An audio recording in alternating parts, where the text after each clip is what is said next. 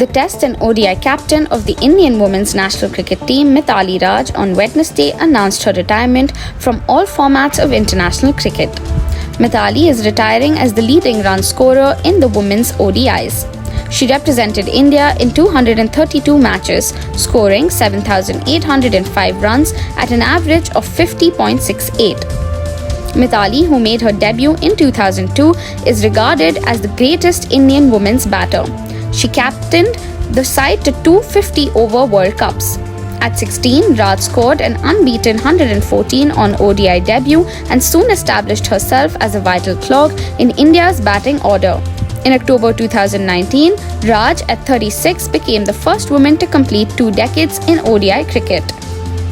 Like all journeys, this one too must come to an end.